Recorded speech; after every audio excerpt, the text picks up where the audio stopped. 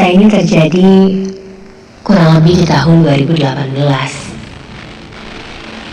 Ketika aku dan salah satu temanku memutuskan untuk ngekos di salah satu kosan yang ada di daerah Bandung. Namaku Syifa. Hari itu aku dan Igen temanku mendapatkan sebuah rumah kos yang tak jauh dari tempat kami bekerja. Sebuah rumah yang bisa dibilang cukup besar untuk kosan pada umumnya. Dengan 3 lantai dan terdapat 5 kamar di setiap lantainya. Selain itu, harganya pun sangatlah terjangkau. Dengan kami waktu itu memang baru pertama kali ngekos.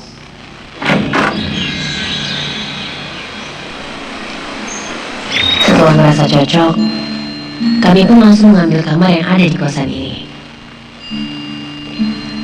Aku mengambil kamar yang ada di lantai 2 dan temanku di lantai 1. Awalnya kami pikir kami bisa mendapatkan kamar yang berdempet. Namun, karena yang tersisa hanya itu, jadi apa boleh buat. Kami pun diantar oleh Mang Ian. Mang Ian adalah penjaga kos di sini. Karena di kamar kos sudah disediakan lemari dan kasur, aku pun tidak membawa barang terlalu banyak. Hanya cukup membawa pakaian saja dan beberapa barang pribadi lainnya. Setelah mengantar ke lantai 1 menuju kamar Igen, aku pun diantarkan oleh Mang Ian menuju lantai 2.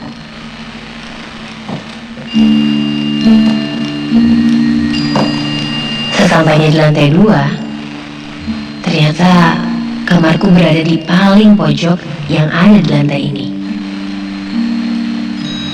Tanpa berlama-lama, Mang Ian pun langsung membukakan kamarnya.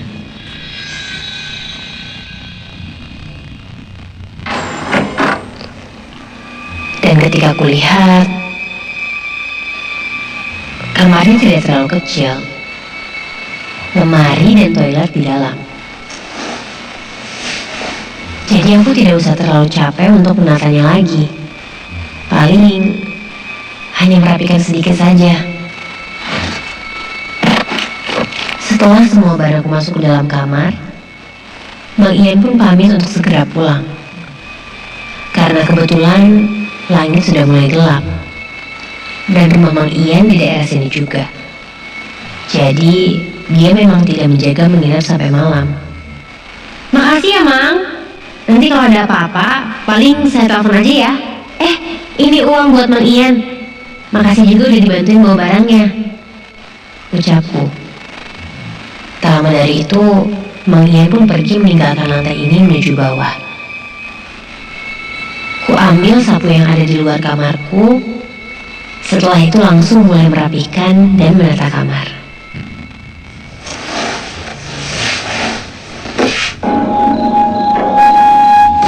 Singkat cerita, kamarku pun kini sudah terlihat rapi. Kulihat dari luar kamarku, langit memang sudah gelap. Ternyata waktu sudah menunjukkan pukul 8 malam. Karena gerah, aku pun memutuskan untuk mandi sebelum lanjut beristirahat nanti. Sebelum mandi, aku berniat untuk mengembalikan sapu yang tadi ku ambil dari luar. Namun, ketika aku baru saja keluar kamar, kulihat samar dari arah ujung lantai ini, tepatnya di dekat tangga, ada seorang kakek-kakek.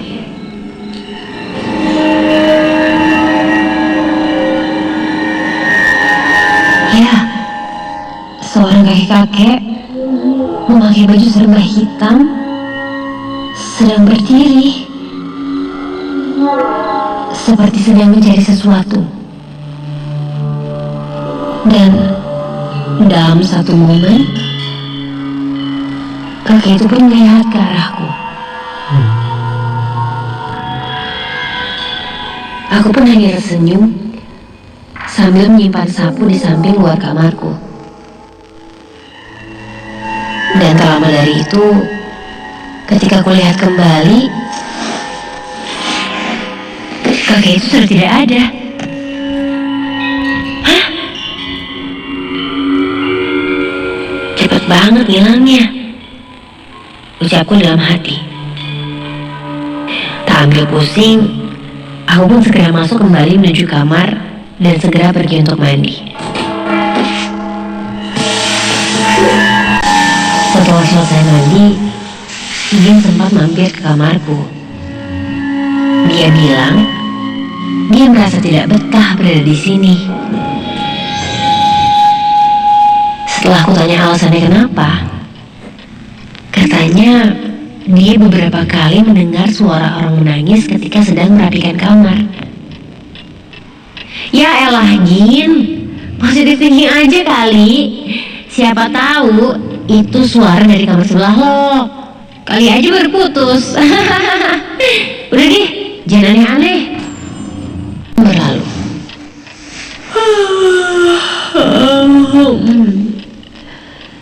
Rasa kantuk pun mulai kurasakan. Dah Gin, sampai ketemu besok ya.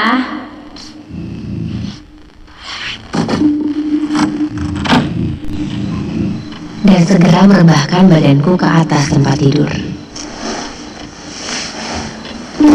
Dan tak lama dari itu, aku pun terlelap. Entah jam berapa aku terbangun ketika aku mendengar suara seseorang yang sedang batuk dari arah luar kamarku.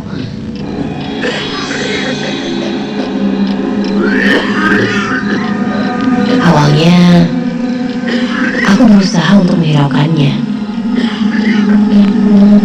Namun lama-kelamaan, suara itu malah membuatku kesal. Karena semakin lama, semakin kencang dan terdengar jelas.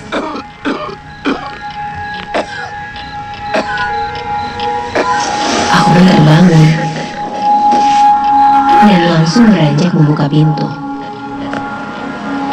Namun, ketika aku baru saja membuka pintu, suara itu pun hilang. Aku sempat terdiam dan menunggu. Namun suara itu benar-benar hilang.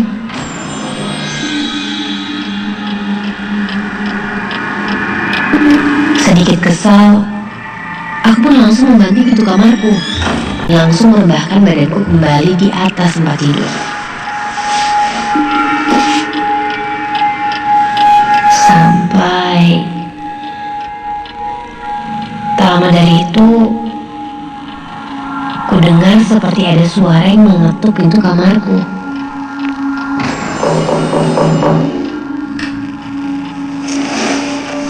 Siapa? Namun tak ada jawaban. Ketukan itu kembali terdengar. Iya, siapa? Ketukan itu masih terdengar. Dan tiba-tiba kulihat pintu kamarku kini perlahan terbuka. Loh, perasaan tadi udah dikunci deh. Mataku pun terkunci pada pintu kamar yang terbuka itu. Kulihat tidak ada siapa-siapa di depan pintu itu. Aku masih menatap penuh pintu itu. Perasaanku mulai tidak enak. Melihat itu, jantungku mulai berdegup kencang. Menunggu apa yang akan terjadi. Aku tidak berkedip sampai ketika aku mencoba fokus melihat ke arah pintu itu. Astaga! Tiba-tiba sebuah kepala muncul mengintip di balik pintu itu. Sebuah kepala kaki-kaki berambut putih serta muka pucat dan dipenuhi urat-urat yang berwarna merah di seluruh mukanya. Matanya menatap tajam ke arahku. aku.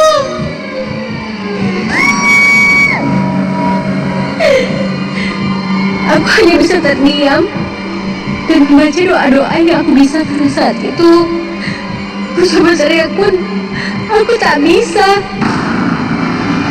Tak hanya kepalanya saja, kali ini perlahan muncul tangannya yang memegang pintu itu, sambil terus melihat ke arahku. Aku menutup mataku dan terus berdoa hingga sosok itu pun hilang. Aku pun segera lari keluar kamar dan menuju kamar Igin.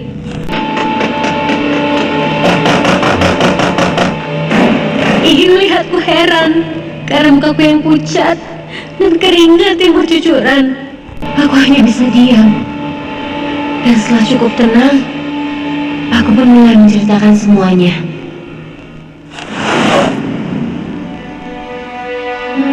Keesokan harinya, kami pun mencoba mencari Mang Ian untuk menceritakan apa yang aku alami tadi malam.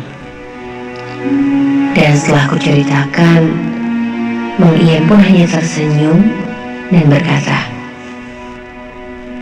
mendengar itu, kami berdua hanya saling menatap heran.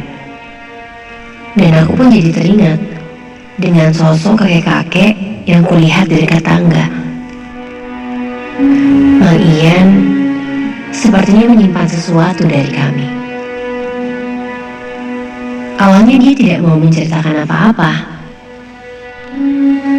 Namun, tak lama Mang Ian pun akhirnya menceritakan semuanya. Sosok itu katanya memang penunggu di kosan ini. Dan sudah banyak yang melihat wujudnya. Apalagi orang yang baru tinggal di sini pasti akan bertemu dengannya. Dan mungkin malam itu adalah pertemuan pertamanya denganku. Namun, untungnya setelah kejadian itu, aku tidak pernah mengalami kejadian-kejadian aneh. Ataupun bertemu lagi dengannya.